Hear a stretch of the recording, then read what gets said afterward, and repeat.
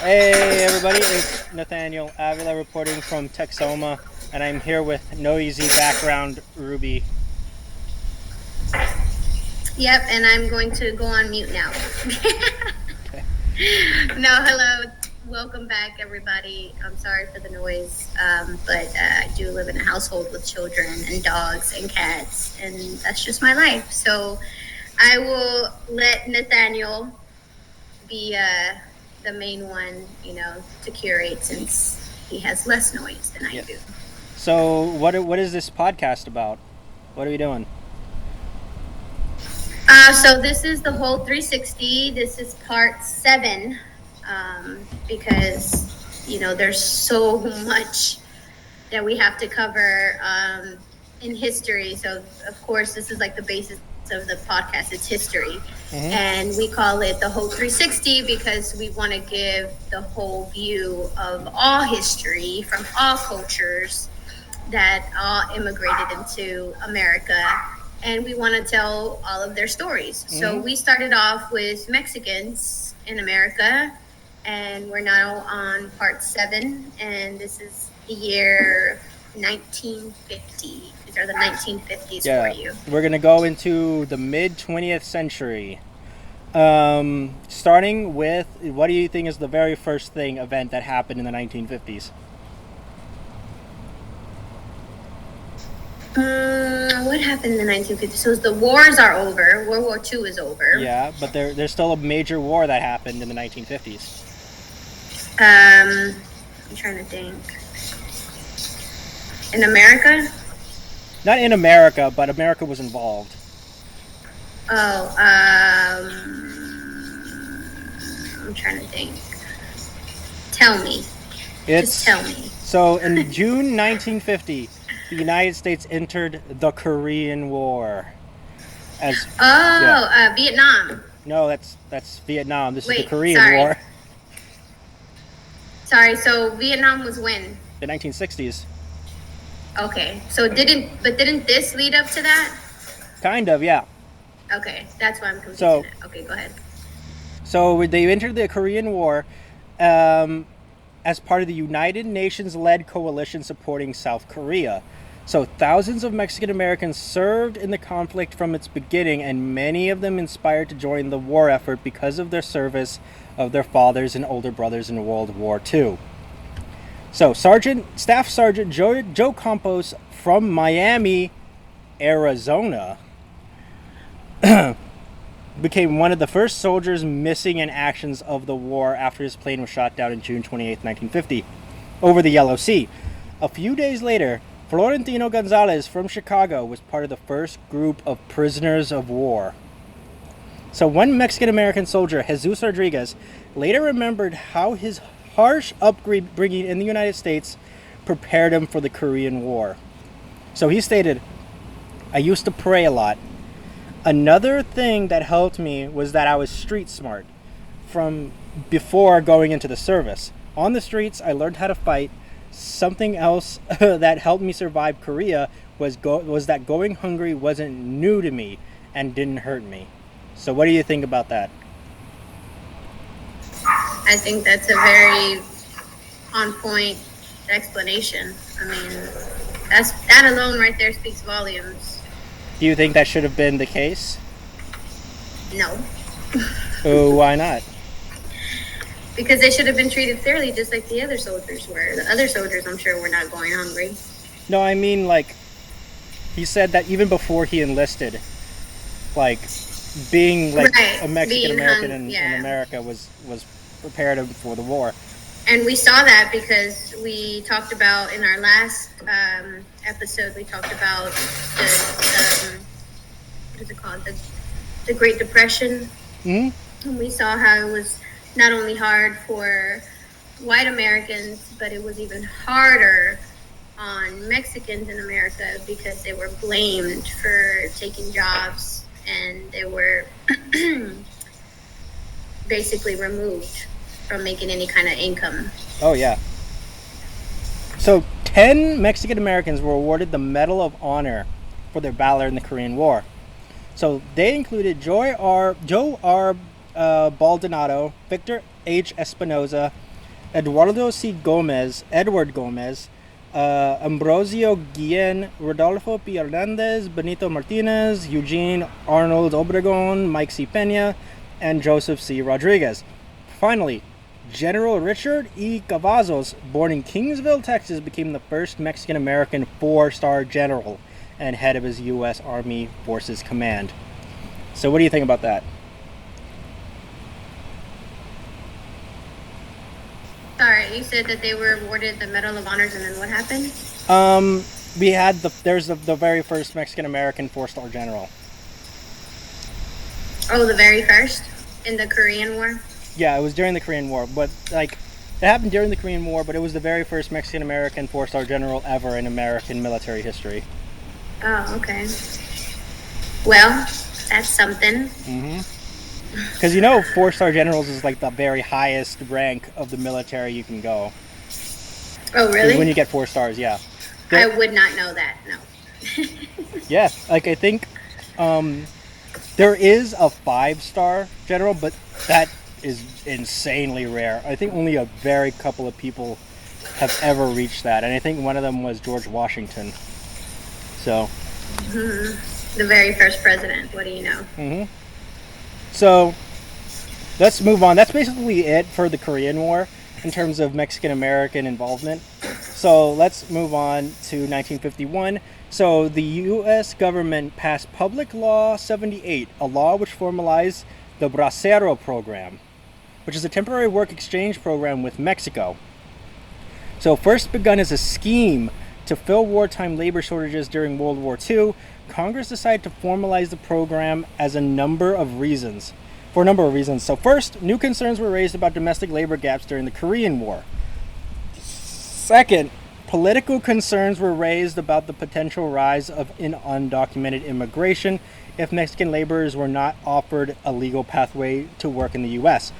Third, agricultural employers and associations lobbied hard for the program since they benefited the most from subsidizations. So estimates place the annual number of laborers entering the U.S. in the 1950s at around 300,000. And a significant number of these braceros were indigenous Mexicans who hardly spoke English. So what do you think about that? I think it's more BS. How so?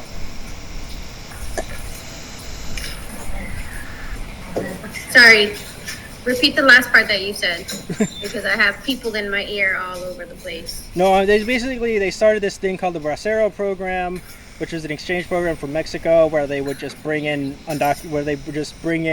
Mexican laborers to fill in the gaps for people who left in the Korean War.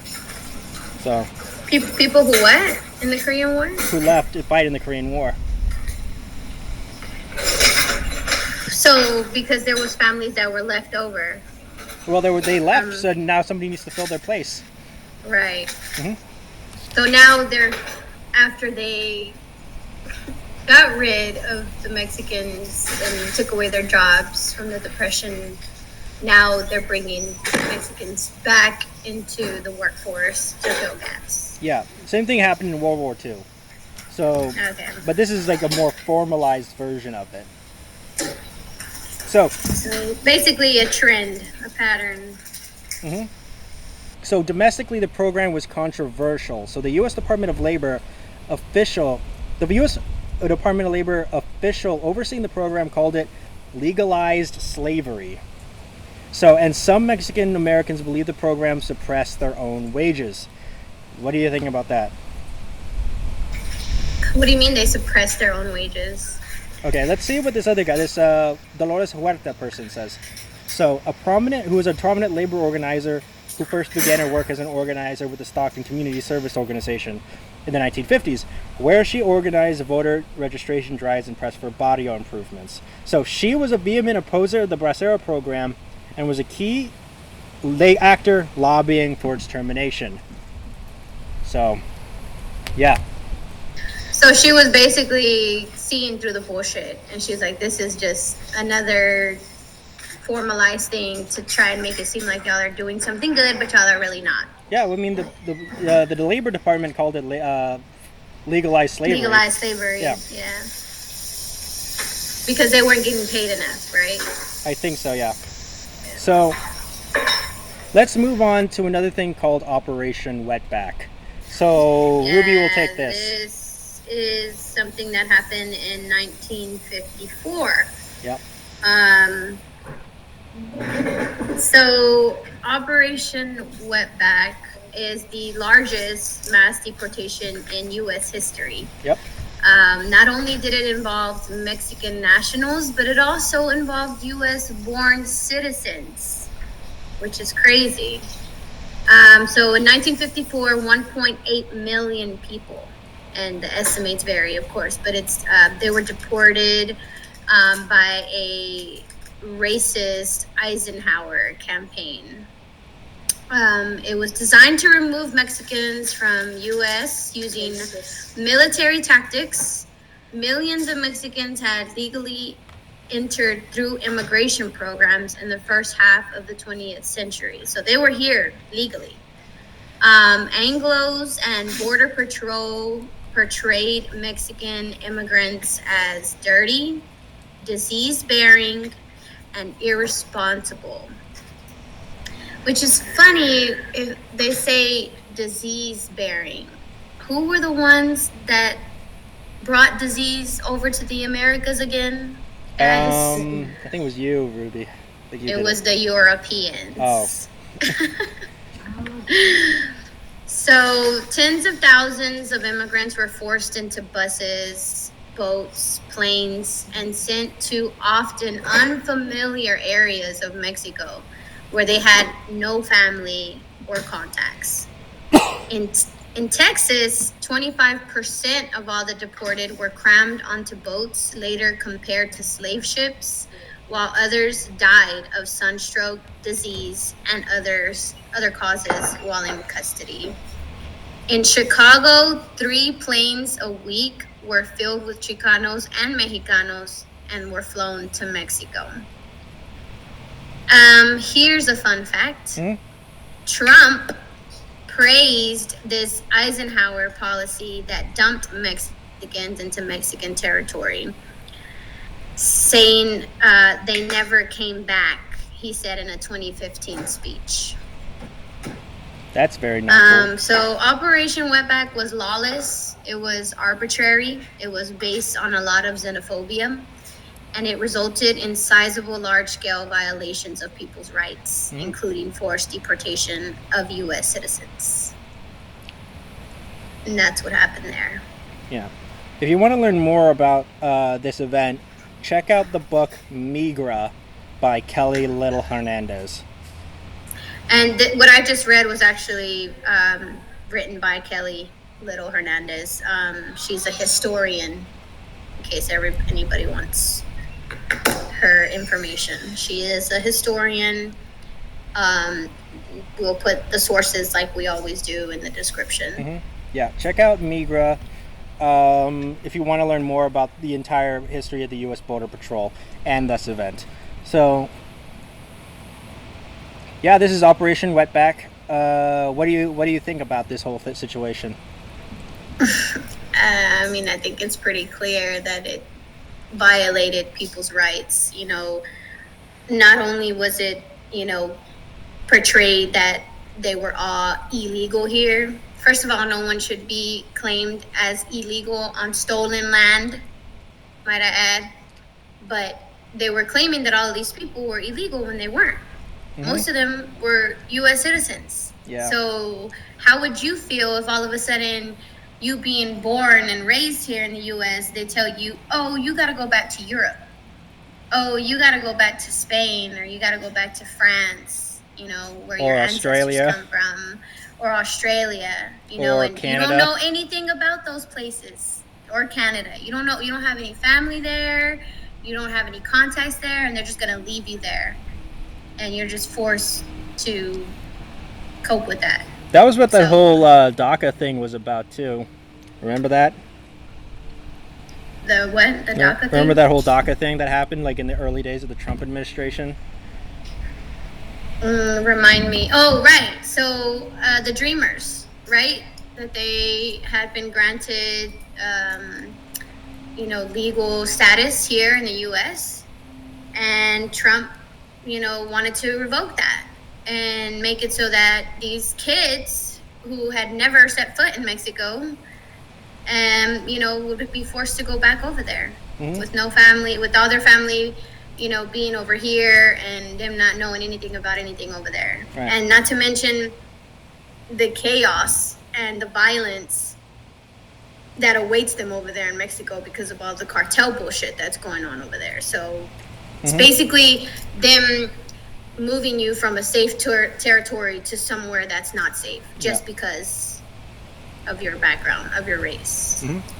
And luckily, Congress blocked it from being repealed, and Biden took away that whole thing, and he kept it. So that's all well and good. Yeah, the DACA recipients, they dodged a bullet with that one. So let's look at a photo here from Operation Wetback.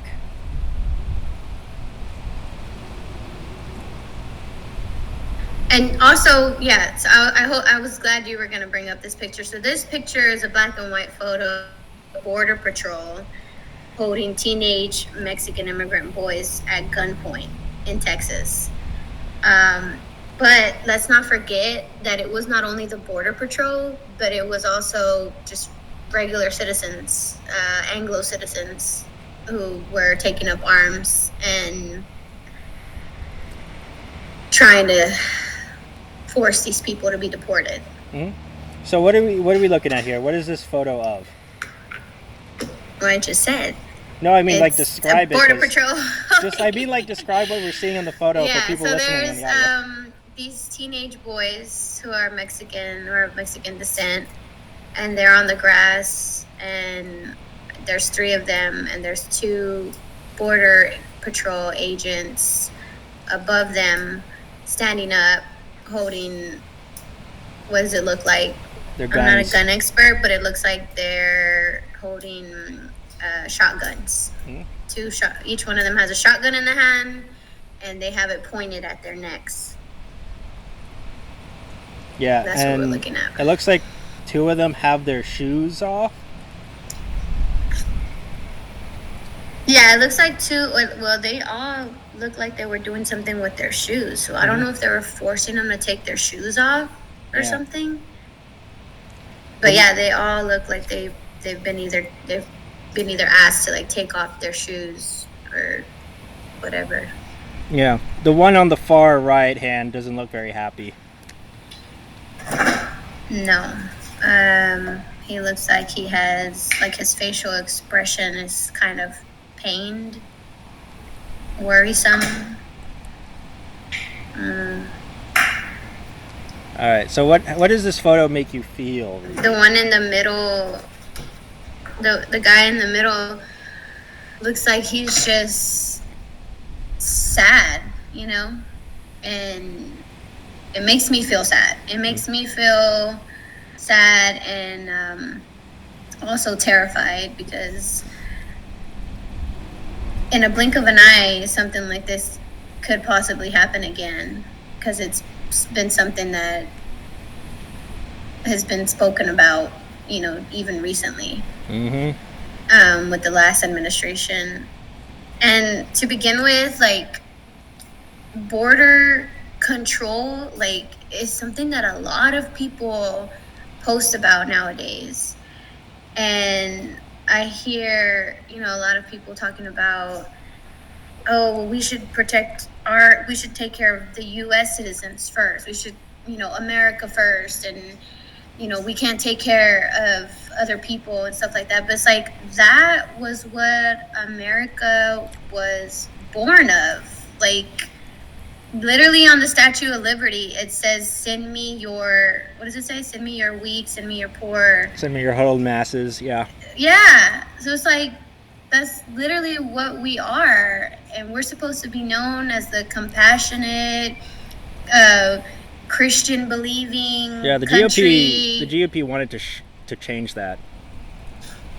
See, and that's like the whole basis of America. And now you're like, no, never mind. We don't want that now. Like, They don't want to take care of us either, the citizens. Yeah, and on top of that, you know, I see people comparing like the border crisis right now with like the Haitians, and they're like, oh, they want to take care of the Haitians, but they don't take care of our own veterans.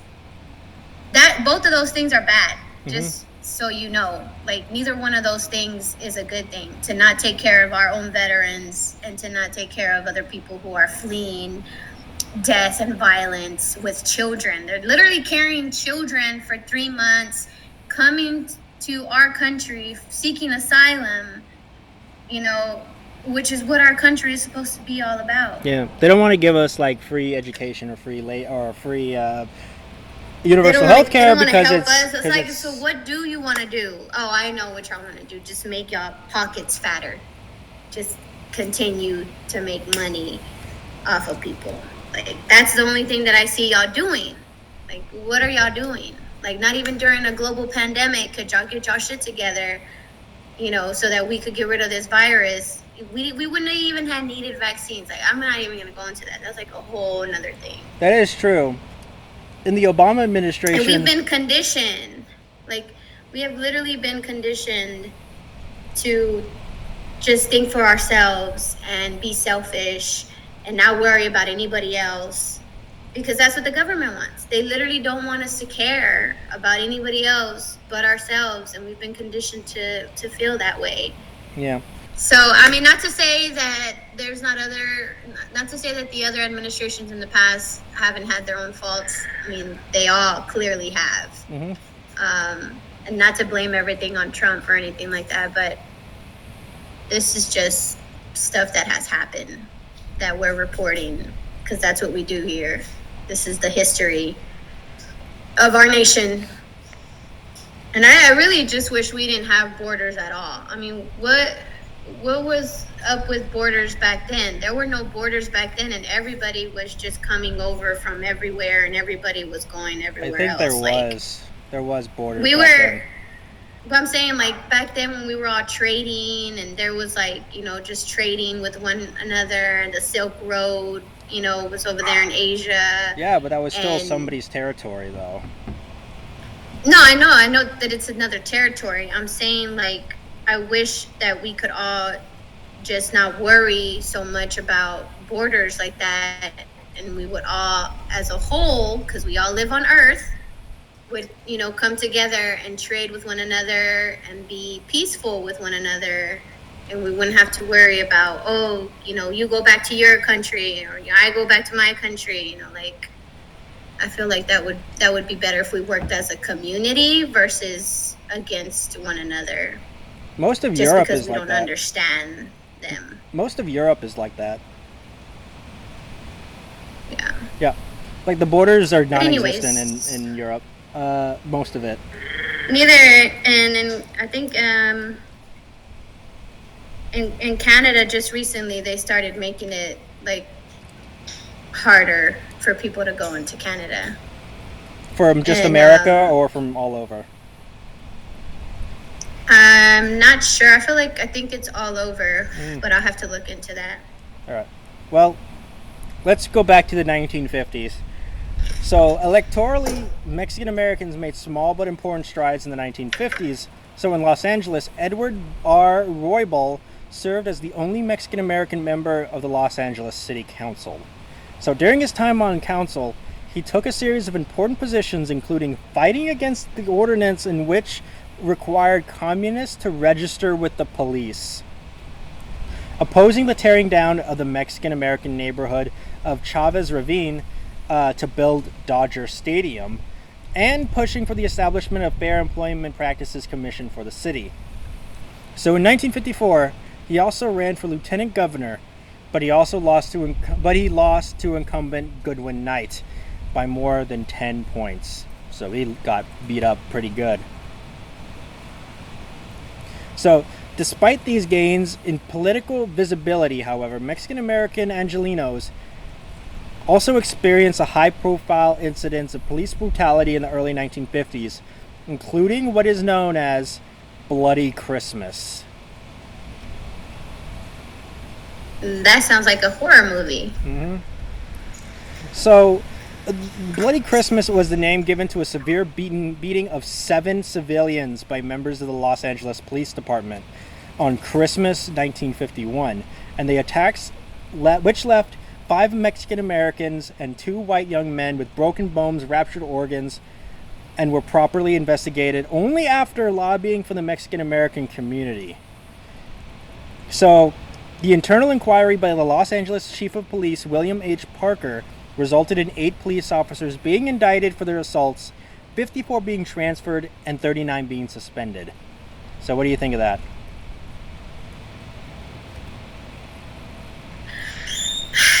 They should have been in jail. I mean, that's something that even till today, it's so hard for a police officer to get prosecuted the same way that anybody else would. I mean, what other job do you know of that would let you have murdered somebody and still work? Politician? I don't know of any. Senator? And the police soldier department. No, I mean, that's part of your job. You're supposed to kill people.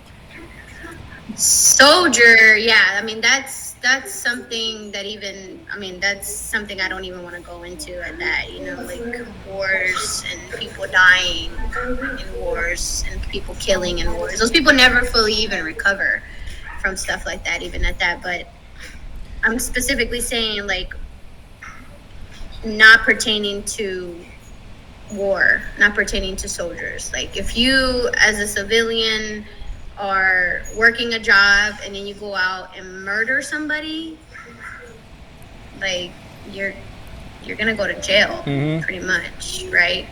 What about that whole thing that happened with Gates, where he paid a teenager for something, and he's still. Well, now we're talking about office. Something else. I was talking specifically about murders. So you're saying that what he did was not as bad as murder? I'm not saying it's not as bad. I'm saying we're going to get into a whole nother subject.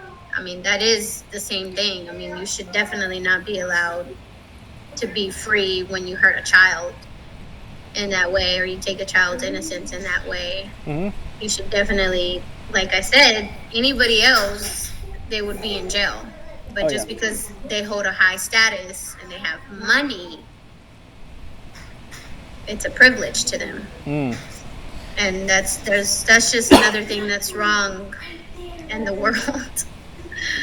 We don't have time. So in the courts, Mexican Americans continue to challenge the legal infrastructure of American segregation. So now we have this new thing, segregation, Ruby.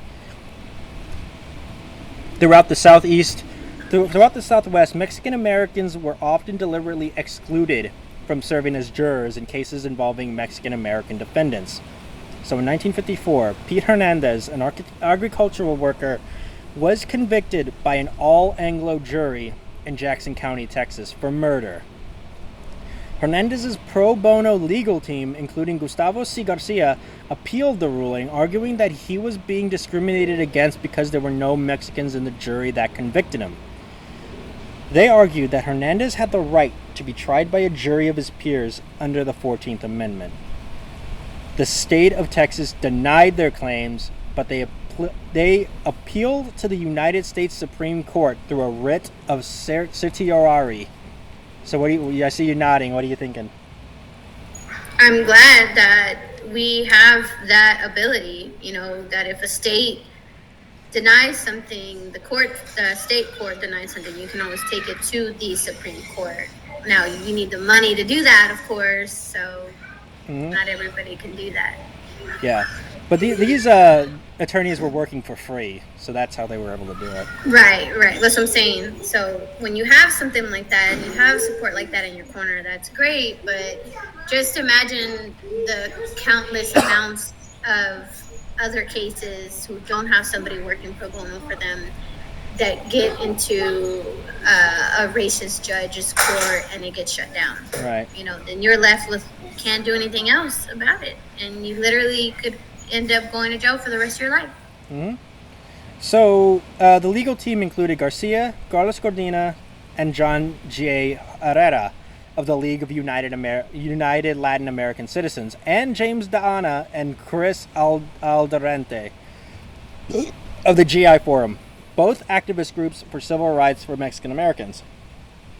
These were the first Mexican American lawyers to represent a defendant before the U.S. Supreme Court, which heard their arguments on January 11, 1954. Chief Justice Earl Warren and the Supreme Court unanimously ruled in favor of Hernandez and required he be retried by a jury composed of his peers. And did that happen? And what was the result? I don't know. It doesn't matter. What matters is that they won the Supreme Court appeal. Okay. So, what do you think about that? I mean, I'm glad that they won. Mm-hmm. This is the rule of law, and the rule of law is written so that it can be abided by. Mm-hmm. So that's one good thing there. The law worked in our favor. Yeah, and that's pretty much it for the mid-20th century. So we're gonna go into what is known as the Chicano movement. Oh yeah, Chicano. My cousin has a nickname for me and my mom. He calls us Chicanilla, because he's from Mexico, and they spent kind of most of their years, I guess, in Mexico before coming over here legally. Mm-hmm. With the rest of my aunt and my uncle and their family. I was born here, so I'm the first of their family that is a Chicana, and so they call me that, Chicanilla. Okay. So we're going to go into the Chicano movement, which explains all that. So the Chicano movement blossomed in the 1960s, and the movement had roots in the civil rights struggles that preceded it, adding to the cultural and generational politics of the era. In 1963, in Crystal City, Texas, the mainly Mexican-American migrant community, together with the support of the Teamsters Union and the Political Association of Spanish-Speaking Organizations, an outgrowth of the Viva Kennedy clubs of 1960s, encouraged Mexican-American men and women to pay their poll tax and choose their own candidates. Led by Teamsters business agent and cannery employee Juan Cornejo, 5 Mexican Americans, despite intimidation by the Texas Rangers, won the support of their community, young and old alike, thanks to the protection provided by the Teamsters and Paso, mobilized for electoral victory. This revolt was covered nationwide and reported in the New York Times and the Wall Street Journal. So this election led Americans outside of the Southwest to take note of America's other minority community as a political force. And we've been raging on since then. Yep. And the Texas Rangers, they tried to stop them. They tried to intimidate them. Where have I heard that before? Yeah, these Texas Rangers folks, they don't seem very nice.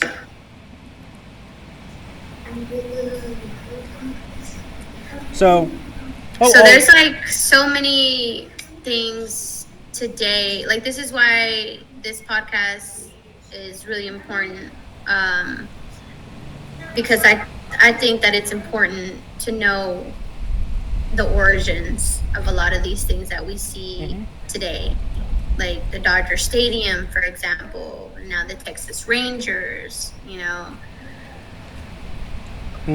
It's really important, because I feel like if more people knew about that, then they wouldn't feel as supportive. I would hope they wouldn't be as supportive, unless you're racist, of course.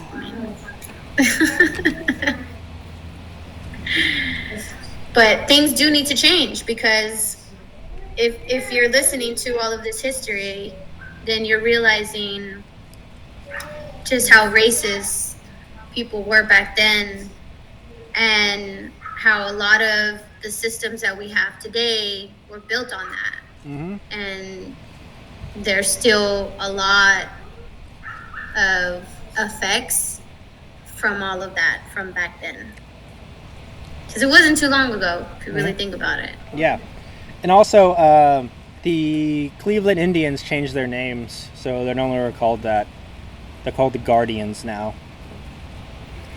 You see, and this is what I'm saying, like, it's important. It's important to know and to be better. Like, when you know better, you can do better. And that should always be a thing for everyone. Everyone should always be looking how to better themselves and to better society as a whole, because that in turn will make a better country, that in turn will make a better world. Right. And I hope we all want that. But I know that there are some people who are just stuck in their ways. They're very comfortable with the way that they live. They don't want to change for not even their own personal growth. Mm-hmm. So, yeah, the early proponents of the movement, Rodolfo Gonzalez in Denver and Reyes Tejerina in New Mexico, adopted a historical account of the preceding 125 years that obscured much of Mexican-American history. So Gonzalez and Tejerina embraced a form of nationalism that was based on the failure of the United States government to live up to the promises that it made in the Treaty of Guadalupe Hidalgo. Remember that? I do remember that. Yeah. So that version of the past did not, on the other hand, take into account the history of those Mexicans who immigrated to the United States. It also gave little attention to the rights of illegal immigrants in the United States in the 1960s. Not surprising, since immigration did not have the political significance it was to acquire in the years to come. It was only a decade later when activists embraced the rights of illegal immigrants and helped broaden the focus to include their rights. So the Immigration and Nationality Act of 1965 set strict quotas on the number of persons who could legally enter the U.S. from Latin American nations, and most New Mexican immigration to the U.S. in the 1960s was temporary and short-term. Seasonal migration... What about all the other countries? Did they ever limit how many Germans could come over? How many Europeans could come over? Probably not. I don't know. So, seasonal migration between the U.S. and Mexico became illegal in 1965. Nevertheless, the numbers involved with seasonal agriculture kept growing, often forced to resort to undocumented migration. They made money in the U.S. but returned to the villages to spend it, tend to the family business, and participate in extended kinship rituals such as baptisms, weddings, and funerals. So, what do you think about that? I think y'all should not have been wasting y'all money on fucking dumbass parties. And I'm saying this because those are my ancestors, and if y'all would have been spending it fucking the system, how they were fucking y'all could have probably got somewhere a lot sooner. Mm-hmm. I could have put it into the community, and y'all could have put it into businesses, Hispanic-owned, Mexican-owned businesses. Y'all could have put it into political movements so that y'all had a voice and y'all didn't have to fight so hard. But no, by all means, have weddings that cost all this money. Have baptisms that are forcing a child into this religion that they know nothing about. I'm sorry, we're going to get off topic, so just continue. I kind of want to attend more quinceañeras. I haven't been to a quinceañera in a while. You spend like $15,000 for one day of a party. I want a party, okay? I want to celebrate a girl turning 15, okay? And that's okay, but do you really want to spend $15,000? I didn't say I want to throw it. I said I wanted to attend. No, I know. I'm saying, like, you attend, that's fine. But I'm saying, like, this whole, how do I say, conditioning that we have been placed under, that we need to have a party, we need to have a wedding party, we need to have a baptism party, like we need to party, party, party, party, party. Really, it's just an excuse for y'all to drink and get drunk. We already know that. You can just do that without spending $15,000. I don't know. Sometimes parties are nice. I think you give kind of dogging on them pretty hard. Parties are nice, but not the ones that cost $15,000 to $20,000. Yeah, they need to be $50,000. You don't need that much to have a party, honestly. Okay. Like, okay. We're getting off topic. Okay, Miss Bridezilla. Miss Bridezilla over there. I take all that back. Trust me. Yeah, I know that was mostly just fake for the views. It was, yeah. It's so funny because people will look at it and they really think that I'm like that, and it's like, dude, if I was really like that, Joe would not have been with me. You do curse a lot, though. You do curse a lot. Everybody curses a lot. I don't trust people who don't curse. There's something wrong with you if you don't curse, especially in this world. Okay. You gotta let go of some steam somehow. But honestly, like, I really wish I wouldn't have made Joe spend that much money on the wedding. And it was so much anxiety, so much stress. So yeah, if I could take all that back, I would. And I would just go to the court, get married that way, and then have our honeymoon. Because that's worth it. Spend money on a vacation for just you and your husband. You can do that now. I mean, once guys become empty nesters, you can have a second honeymoon. That's a thing people do. Yeah, we'll see. I'm just really trying to do better things with my money, period. You can renew your vows and then go on a second honeymoon. You can just like that. Just like doing it all over again. Mm-hmm. So anyway. We're not on that topic. Anyways, I think it was more important. Like, I'm not trying to bash the whole party thing or whatever too much, but I'm really saying, like, back then, I wish they would have taken the money that they had and come together as a community and spent it in a way where it would have brought our people a little bit more relief. Mm-hmm. So it would have set us up for future generations. Mm-hmm. So the most significant union struggle involving Mexican Americans was the United Farm Workers' long strike and boycott aimed at grape owners in the San Joaquin and Coachella valleys in the late 1960s, followed by the campaigns to organize lettuce workers in California and Arizona, farm workers in Texas, and the orange grove workers in Florida, which is what this flag comes from. So, from Florida? No, it comes from the United Farm Workers long strike. The United Farm Workers. Mm-hmm. And this is the Mexican American flag, right? Pretty much, yeah. Okay. So that's when this flag was first adopted.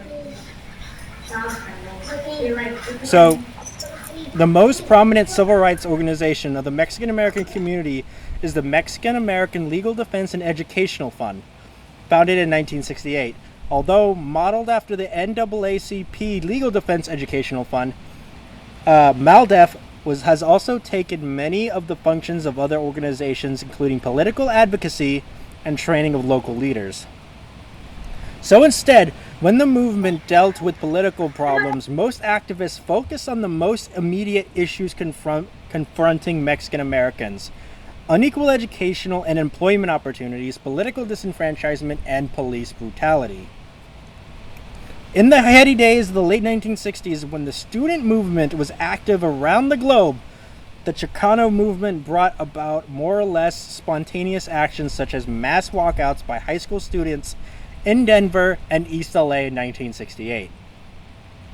So the movement was particularly long at a college level, where activists formed MECHA.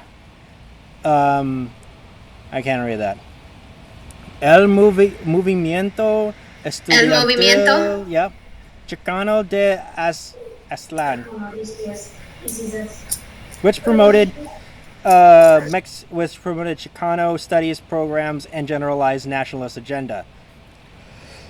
So the student movement produced a generation of future political leaders, including Richard Alatorre and Cruz Bustamante in California. All right. Now we're getting somewhere. Yeah, so what do you think about all that? I think it's what we should have been doing a long time ago.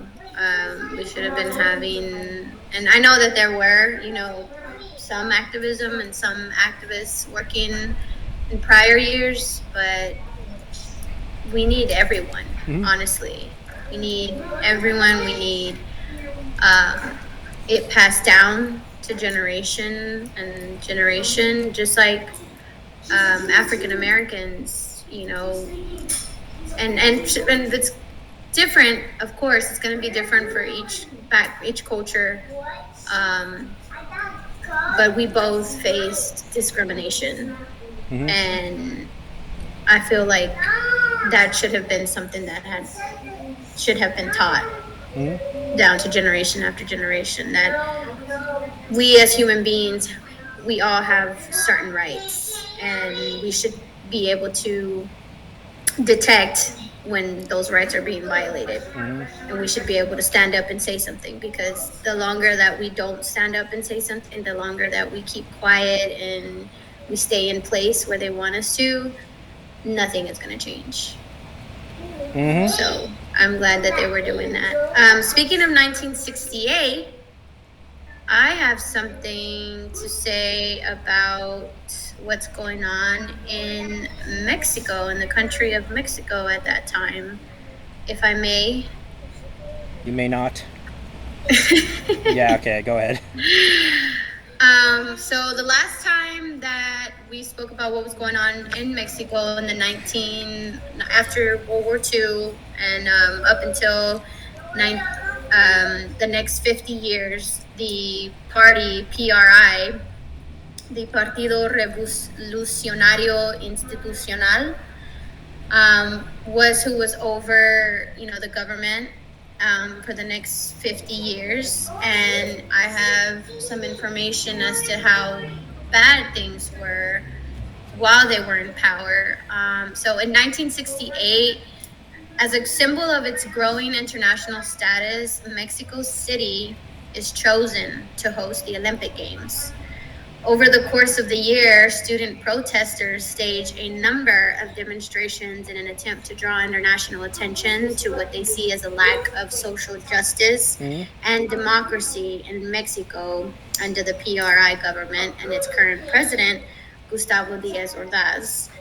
On October 2nd, on October 2nd, 10 days before the games were to open, Mexican security forces and military troops surround a demonstration at the historic Tlatelolco Plaza and open fire.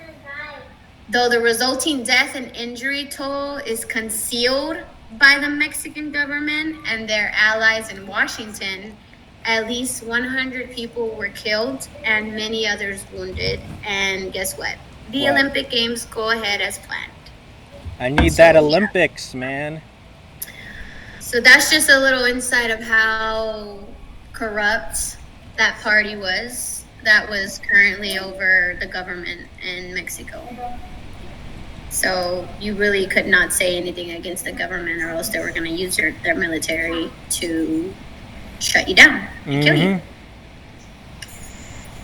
That's no bueno, Ruby. That's a little bit about that in Mexico. So just so that you guys understand why people would flee Mexico and try to come over to the U.S. in search of a better life, because we have democracy over here, supposedly. Yeah. And and we gotta trust in that democracy. We can't be constantly saying that the other person cheated when you lose. Message. So, some women who worked within the Chicano movement felt that participants were more worried about other issues such as immigration and solving problems that affected women. This led Chicanas to form the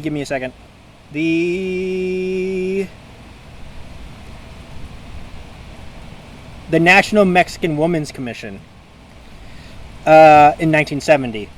So the National Chicano Moratorium March was also held in Los Angeles in 1970.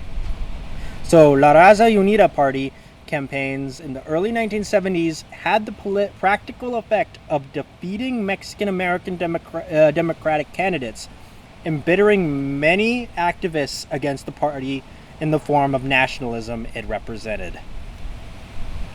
So, as a result of the Voting Rights Act, followed up by intensive political organizing, Mexican Americans were able to achieve a new degree of political power and representation in Texas and elsewhere in the Southwest.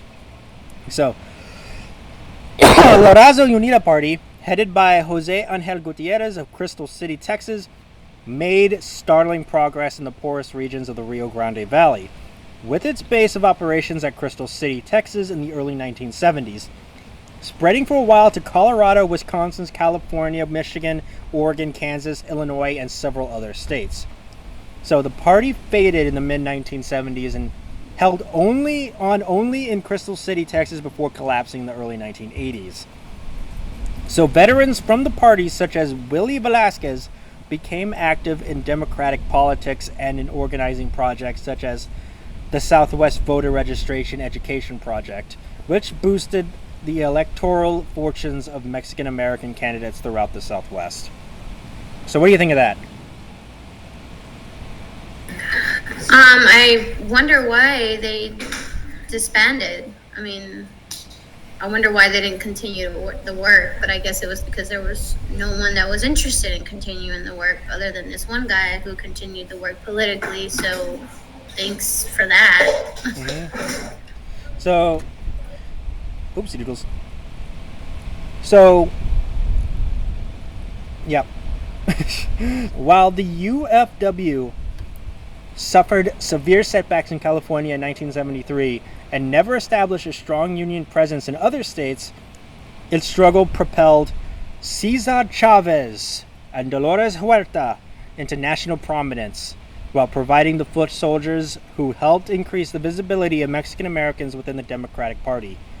In California, an elect number of Mexican American candidates in the 1970s and 80s. So in the late 1970s, tactics were forced growers to recognize the UFW as a bargaining agent for 50,000 field workers in California and Florida. So now Chavez is in the scene. Yeah, we have a Chavez Street in downtown Dallas. We have a Julio Cesar Chavez Street that just was, I think that was just recent actually too. It was a couple of years ago. So he's a very prominent figure. Yeah. So, what do you think about Chavez now that he's in the deal? I mean, he's using the labor though as a bargaining. Because I feel like that's literally the only thing that we have that works in our favor in the U.S. at that time, is our, willingness to work that gruesome, hard labor and not get paid at that enough for it. So, I mean, you got to use what you have, I guess, sometimes to make strides. Yeah, and that's pretty much it. That's where we'll end it for today. So that's basically the end of the Chicano movement. And next time we will go into the Reagan era and the 1990s and the 90s. So we are not excited about that. You're not but excited? Hopefully it's not as bad as the Eisenhower administration. Yeah. So you're not looking forward to the Reagan era? Well, I know a lot of people lost businesses because of Reagan's policies that he implemented during his administration. Oh, yeah. Yeah. So that's pretty much it. What do you think about this entire what we covered today as a whole regarding the mid-20th century and the Chicano movement? So I'm glad that people are taking up activism. Like I said, I'm glad that there are prominent figures who are leading the way in equal rights for Mexicans in America. I'm not happy about the mass deportation that happened with Operation Wetback. I'm not happy that they continue to portray us as these bad people, even today. Even, during this last administration, we were a bad hombres. We were bad people. And it's like, you're literally saying one thing that encompasses a whole race, and what do you call that? Not nice. Oh. Well, that isn't nice, but yes. It's not nice either, right? Because there's shit. If you really want to be straight up about it, there's bad people here in the U.S. Mm-hmm. I mean, you want to talk about all the freaking killings that have gone on in the U.S. and people who are okay with seeing a lynching happen and executions happening out on the street, burnings of people on the street. Like, we don't do none of that shit, but we're the bad guys. Yeah, a lot of these things that happen within what we discuss on this podcast has been mostly we have been basically on the receiving end of all the bad stuff, and all the stuff that the Mexican Americans would do would be often in retaliation. Right, exactly. It was nothing. We've literally just, it looks like our Mexican ancestors who have been here literally have just been working. Mm-hmm. They literally have just been trying to work and feed their families. Yeah. And it seems like we can't do that in peace. Yeah. We can't have our own culture here. We can't have our own things here, even though America is based on freedom of religion, freedom of, being yourself. But, oh, my bad, you're supposed to be a specific color to be able to do that freely. Mm-hmm. And like, and then also, like, when a major war breaks out, they're like, okay, we need you guys. Right. You're the best. Yeah. Come help us, guys, even though we shit on y'all. And then we need y'all help. We come in, we kick major booty, we rack up all the medals, and then the war is over, and then back to business as usual. Yep. Back to being shit on. Yeah, it seems to be the pattern. So, yeah, I'm hoping that everyone that watches this, can take something of history that they didn't know before, and it helps them to be a better person. Yeah. We are very close to being finished with I know, with history. We're getting close. We're getting there. So, yeah. So next time we'll talk about the Reagan era and the 90s. Oh, yeah. The go-go 90s. The 90s. Oh, yeah. Hopefully we talk, but I do hope that there's some cool 70s information that we go into as well. Oh, we already talked about the 70s. We're done with that. I mean, sorry, the 80s. Oh, yeah. The Reagan era basically encompasses the 1980s.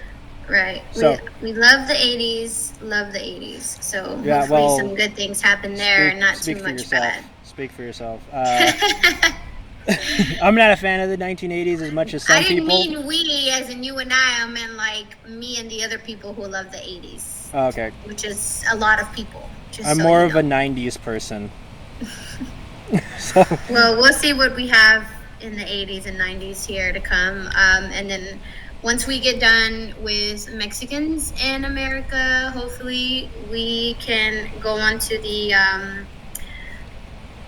culture of the first Americans who were here to begin with when their land was stolen, which are Native Americans. Yeah, but which one? We don't know. Which one? Which tribe? Who knows? It'll be a mystery. It'll be a mystery, but we definitely are going to have someone from a tribe come on the show, come on the podcast, and talk about it. Yeah, give their history. So, because that's super important. Oh yeah. So yeah, that was the whole 360. That was part 7. We'll see you guys in part 8, where we talk about the Reagan era and the 90s. See you guys. See you guys for part 8. Part 8. I've been Nathaniel Avila. And I'm Ruby Rodriguez. Signing off. Bye. Bye. Thank you for listening to a Vision podcast, home of Wacky Talkies, The Kingdom, Evil Exists, and many more.